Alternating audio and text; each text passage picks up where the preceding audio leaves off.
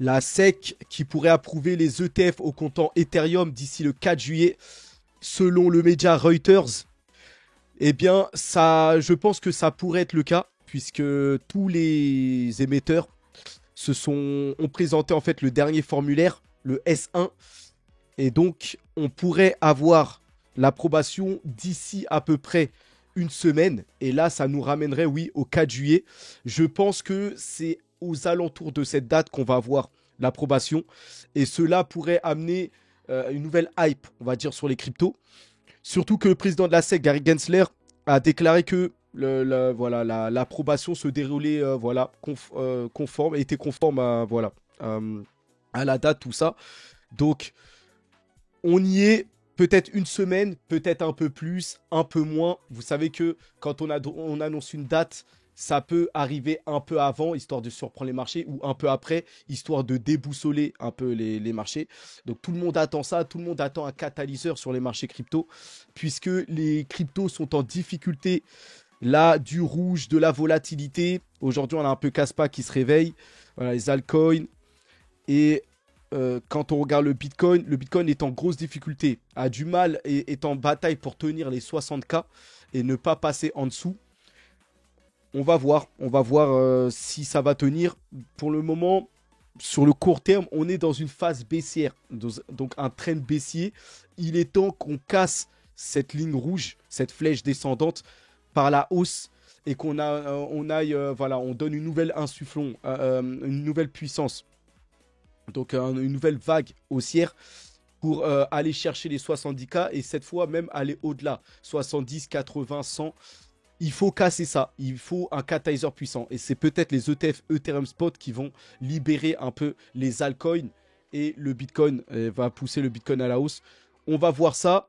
Maintenant, quand on regarde sur le chart moyen, long terme, on est dans une sorte de range depuis au moins 2 mois entre les 60, 70K sur le Bitcoin.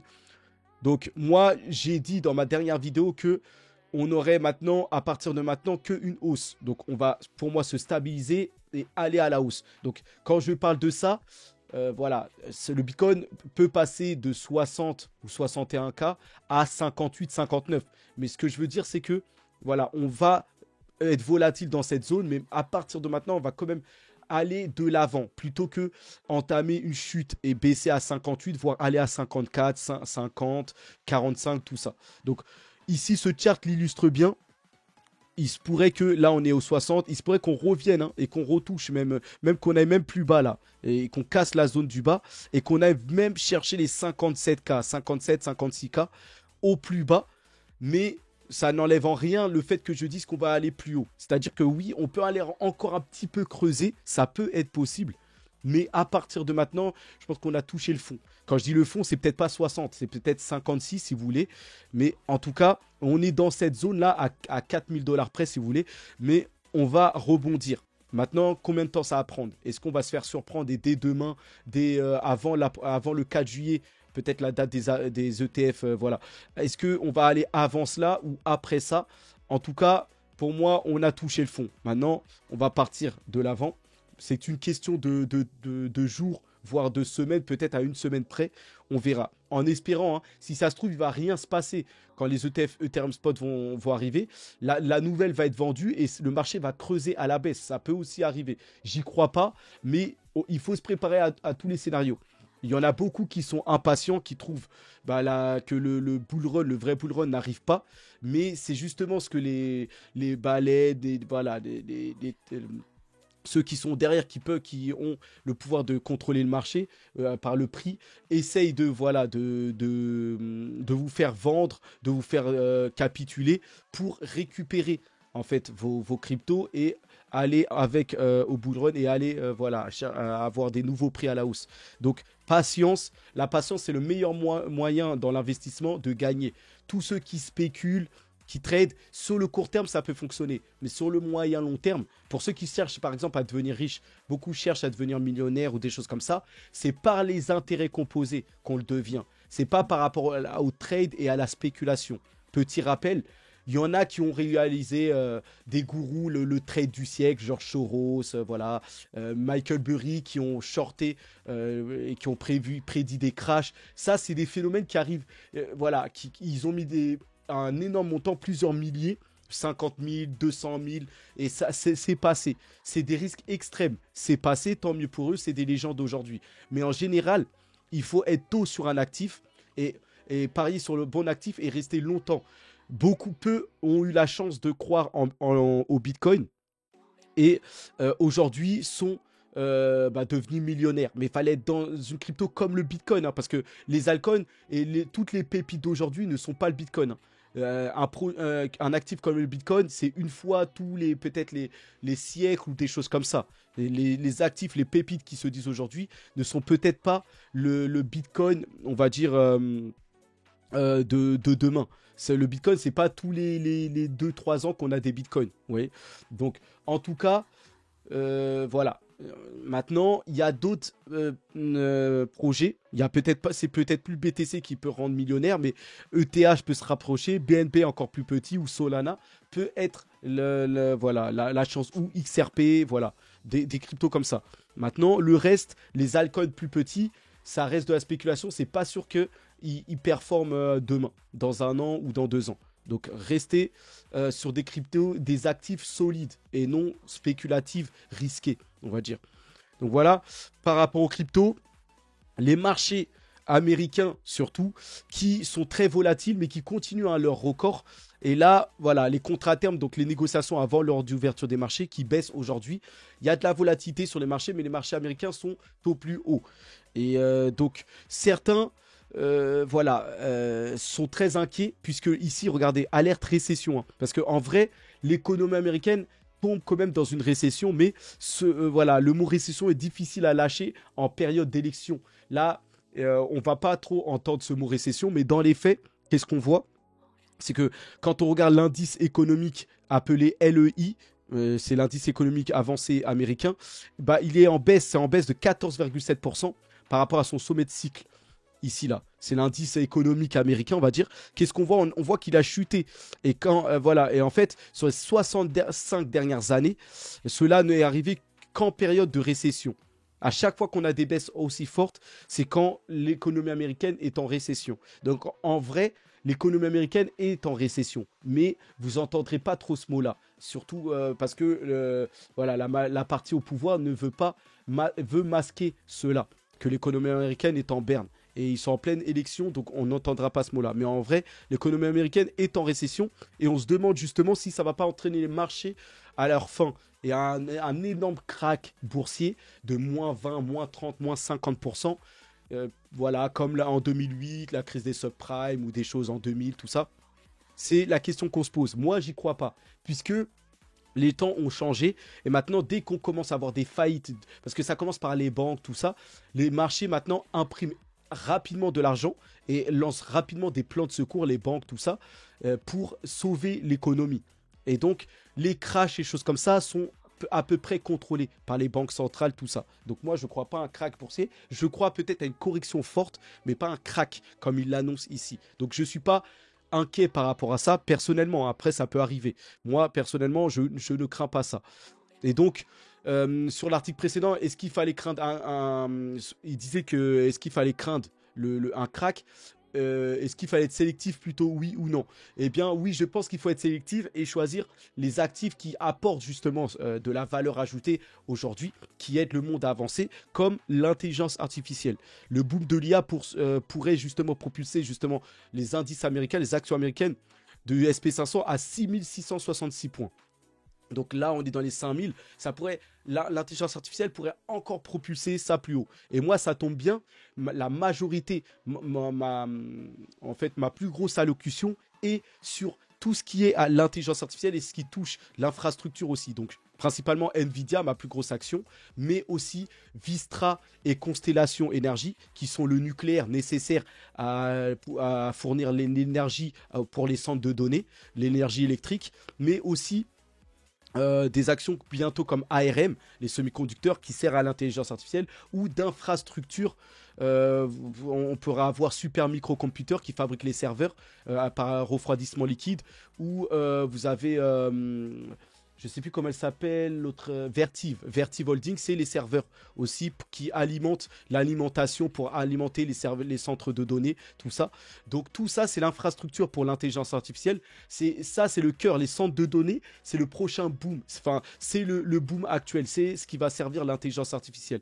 Donc j'investis majoritairement et principalement dans ça. Et ensuite, j'ai une petite allocution dans les cryptos, dans l'action Coinbase qui apporte beaucoup de valeur, dans, voilà, après Bitcoin, Ethereum, Solana, tout ça. Donc voilà ma stratégie. Je dévoilerai aussi mon portefeuille en temps voulu.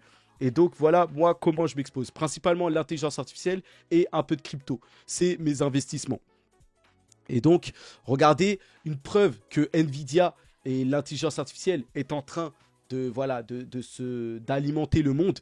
Ici, Nvidia a signé un partenariat avec Oredo. Et là, Oredo, ça concerne tout le Moyen-Orient. Et donc, bon, ils n'ont pas dévoilé le montant de l'accord, mais l'accord verra le déploiement de milliers de GPU, donc Nvidia, donc peut-être les H100 de traitement graphique de Nvidia, dans 26 centres de données au Qatar et dans 5 autres pays, le Koweït, Oman, l'Algérie, la Tunisie et les Maldives. Donc la zone du Moyen-Orient et tout ça là, Asie, Moyen-Orient, là Nvidia va s'incruster dans tout ça là. En plus qu'ils ont signé avec l'Inde et tout ça. Donc Nvidia, les milliers de GPU n'ont pas fini d'être vendus. De plus, Nvidia est déjà tourné vers sa prochaine architecture Blackwell. Là, Nvidia explose en bourse x4, x5 grâce à son architecture Hopper, les GPU H100. Mais Nvidia a mis en production les GPU B200 ou GH200 de l'architecture Blackwell, la prochaine architecture pour emmener l'intelligence artificielle à un stade au-dessus. Donc, ici, le PDG de Nvidia vient de dire, donc Jensen Huang, que la plateforme d'architecture Blackwell sera probablement le produit le plus réussi dans notre histoire, et même de toute l'histoire de l'informatique. Donc là, le H100, l'architecture Hopper actuelle, qui a marqué le succès d'Nvidia, qui a permis à Nvidia de devenir la première capitalisation boursière avant de rebaisser là actuellement, bah, ça c'est que le début. Là, on a une nouvelle architecture qui arrive, et Jensen Huang dit que ça va être le produit le plus réussi de l'histoire informatique. C'est-à-dire qu'il pense que Blackwell va surpasser Hopper. Ouais, donc la prochaine architecture là, que Nvidia va vendre va encore avoir un meilleur succès, sachant que le prix va doubler. Hein. Pour le Blackwell, ça se situe entre 30 000 et 70 000 $, alors que l'architecture Hopper se vendait entre 30 et 40 000 $. Donc les gains pour Nvidia ne font que commencer. Parce que beaucoup craignent que Nvidia finisse comme Cisco ou Intel, qui à l'ère des 2000, au début de l'ère Internet, Cisco et Intel étaient au top, en fait, par rapport aux logiciels, les choses comme ça. Et ensuite, ils se sont effondrés complètement. Et beaucoup pensent que Nvidia ou ont peur que Nvidia répercute cela aussi. Et c'est pour ça que tout le monde se pose la question si sur Nvidia, on va aller plus haut ou pas. En tout cas, Blackwell, la prochaine architecture arrive, et ça c'est pour 2024-2025, et on a déjà la prochaine plateforme après Blackwell, qui sera la plateforme Rubin, et qui là promet, voilà, ça là c'est même pour les robots humains, tout ça, ça promet de la folie là, voilà, sur l'intelligence artificielle. Donc Nvidia a les produits pour continuer à dominer, et ils n'ont pas vraiment de concurrents. Et donc, ils vont continuer de vendre ces mécaniques. Donc, il y aura des bénéfices par rapport à la valeur qu'ils vont apporter. Donc, à chacun de voir et d'avoir confiance, à chacun de voir s'ils situent leur confiance ou pas en Nvidia. Maintenant, attention, Nvidia est loin devant, mais attention, il y a des outsiders, des prétendants. Ici, on a des décrocheurs d'Harvard, là, des jeunes, ici, là, qui ont sorti à travers leur entreprise. Ici, c'est une entreprise qui s'appelle Etched, le PD là, Etched. Et donc Etched, ils ont sorti un nouveau GPU, voilà, comme Nvidia en mode transformateur, qui s'appelle SOHU, SOHU, qui apparemment est 10 fois plus rapide que Blackwell, la prochaine architecture de Nvidia. Donc maintenant, c'est des rumeurs. Il faut voir. Donc la concurrence est là par rapport à Nvidia. Donc faut voir. apparemment, ils ont levé un 120 millions de dollars pour s'attaquer aux puces Nvidia, IA de Nvidia. Il se pourrait que Nvidia ait une concurrence féroce à venir. Et SOU apparemment est 10 fois plus rapide que la prochaine architecture d'Nvidia. Donc, attention, la domination aussi de Nvidia n'est pas aussi garantie. Il va falloir surveiller les outsiders. Maintenant, il va falloir que Etched prouve que c'est vrai au niveau de la puissance. Donc, autre entreprise qui pourrait faire partie du portefeuille pour connaître le succès, Amazon. Amazon qui a atteint les 2000 milliards de capitalisation pour la première fois, donc 2 trilliards. Succès phénoménal d'Amazon. Voilà, Amazon, roi du cloud, roi du e-commerce en ligne. Donc voilà, Amazon qui peut être un investissement solide. C'est-à-dire que c'est pas, encore une fois, quand je vous dis solide, c'est-à-dire que sur le temps, mois après mois, année après année, ça monte de manière sûre et certaine quasiment. Contrairement, par exemple, on va prendre une crypto, Polkadot ou Polygon qui peuvent faire des fois 50 ou des fois 20, mais l'année d'après peuvent faire des en bear market peuvent faire des moins 99 ou enfin moins 90 ou voilà. Aujourd'hui, la hype est sur Karaté, Combat ou Tao, Bitensor et demain, ça se trouve, ces projets-là seront dépassés déjà. C'est-à-dire que pour faire tourner les intérêts composés qui va créer de la richesse, il va falloir viser des actifs qui montent de manière certaine sur le temps, au lieu de spéculer et de choisir le x50 à tout prix. Et qui après, il y a les chances de se tromper sont grandes. Et en plus, même si vous faites le x50, ensuite vous allez sortir pour aller autre part et cette fois-ci, vous allez vous tromper. Donc, il faut viser la patience et monter sur le temps et faire tourner les intérêts. Voilà, chaque année, vous faites 10-15%. Et si vous réussissez à faire ça, l'année prochaine, vous refaites encore 10-15%. L'année d'après, encore 10-15%. Et bien ça, à force, les intérêts sur les intérêts, vous créez ce phénomène de richesse. Plutôt que de chercher direct la gratification immédiate et faire le x100 directement ou des choses comme ça, qui va vous mener à votre perte, on va dire. Donc c'est la technique pour avoir des gains, une fortune, créer une fortune, c'est cette méthode-là. Et donc, attention à Amazon qui est un excellent actif, mais comme je vous le dis, il faut faire de la lecture, il faut se renseigner autour de soi. Et Amazon a de sérieux concurrents, les Chinois Temu et Shein, qui connaissent un gros succès dans l'e-commerce, la vente en ligne. Et là, Amazon qui envisage aussi de lancer un magasin discount pour tenter de repousser Temu et Shein. Donc un vrai magasin physique où ils vont vendre des produits, parce que la concurrence est féroce avec ces acteurs chinois. Et donc voilà, l'Occident craint ces acteurs chinois. Ici, on a un groupe britannique de défense des droits de l'homme qui lance une campagne pour empêcher l'introduction en bourse de Shein à Londres. Comme Shein, pour l'instant, a suspendu son introduction aux États-Unis et tente d'abord d'entrer doucement en Occident à travers Londres, le marché britannique du Royaume-Uni. Mais on a des acteurs qui veulent empêcher cela. Et on voit que les Chinois, les entreprises chinoises ne sont pas les bienvenus, surtout les entreprises à succès ici. Donc voilà, l'Occident qui fait tout pour bloquer la Chine dans sa progression technologique. Donc voilà.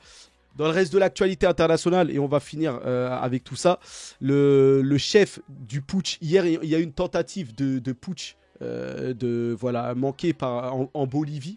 Donc on a ici là, c'est le général Juan José là, avec son chapeau de général là sur la tête, Juan José Zuniga, qui a été arrêté par la police. Il est à côté du président, là je pense juste en dessous là, en noir. Voilà, il a tenté de renverser le président bolivien et c'est une tentative qui a été ratée. Il s'explique avec le président et voilà, il a été arrêté pas de manière comme ça en général. Voilà, il a eu le temps de s'exprimer tout ça. Pourquoi il a fait cette tentative, tout ça, et il a été arrêté par la police. Et donc voilà, il avait l'armée avec lui, mais sauf que voilà, apparemment la présidence a réussi à reprendre le contrôle. Et donc l'armée s'enfuit du palais du gouvernement brésilien après l'échec d'une tentative de coup d'État. Donc le gouvernement a réussi à contrôler la situation de cette tentative. Et donc le président justement bolivien ici, Luis Arce, est le nouveau chef d'état-major. Derrière lui, il a nommé son nouveau chef d'état-major parce que l'ancien a tenté de le renverser. A ordonné donc aux militaires de se retirer et de retourner dans leur caserne après cette tentative de retournement. Et donc ici, on peut voir ici que l'armée de Bolivie est chassée par les citoyens. sont chassés par les citoyens là, qui repoussent l'armée, voilà, qui les ont fait sortir du palais présidentiel, tout ça, après le coup d'État raté. Donc l'armée va retourner en caserne et on verra des gars de l'armée là, qu'est-ce qu'ils en feront là. Donc on verra. Donc ce qu'il faut noter, c'est que le président bolivien, il n'y a pas longtemps, avait critiqué justement l'OTAN. Et donc, voilà, en Russie, tout ça, il était parti en Russie, il a critiqué l'OTAN dans un entretien. Et là, c'était sur Sputnik. Sputnik est une chaîne censurée par les médias occidentaux, hein. En France, on ne peut pas avoir accès à médias Russia TV ou Sputnik ou les chaînes on va dire, de propagande ou pro-russe. Voilà, tout ça, c'était censuré. Comme ça, vous avez qu'une seule pensée. La pensée qui est que la Russie sont les méchants, tout ça. Et donc là, le président bolivien avait critiqué tout ça, là, l'OTAN, tout ça. Et certains pensent que c'est les États-Unis qui ont lancé la tentative à travers le général, là, de la bolivien, pour renverser le président. Donc, bon, ça a été raté, en tout cas.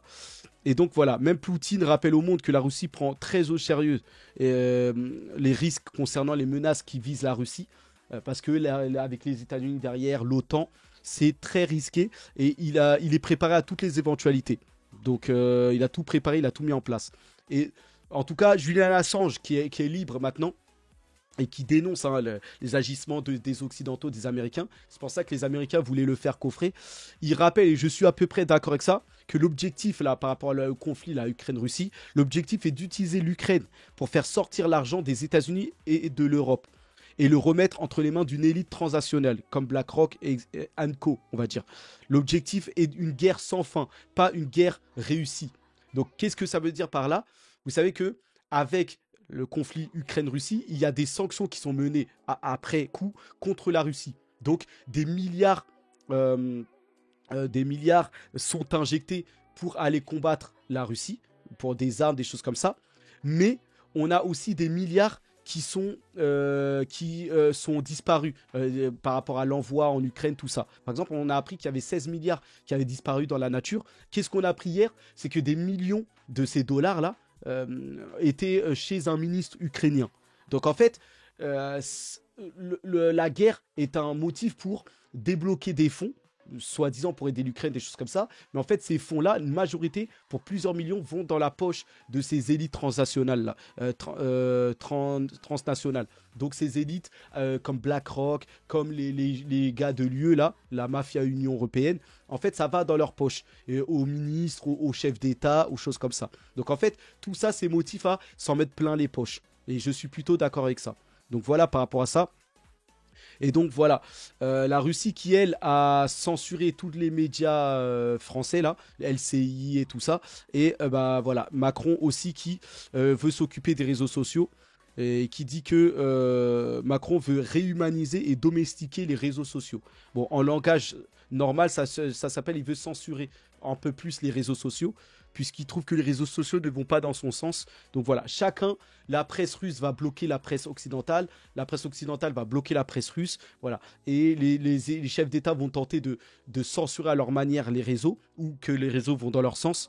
Donc voilà, chacun se bat pour que l'information soit dans leur camp, tout ça.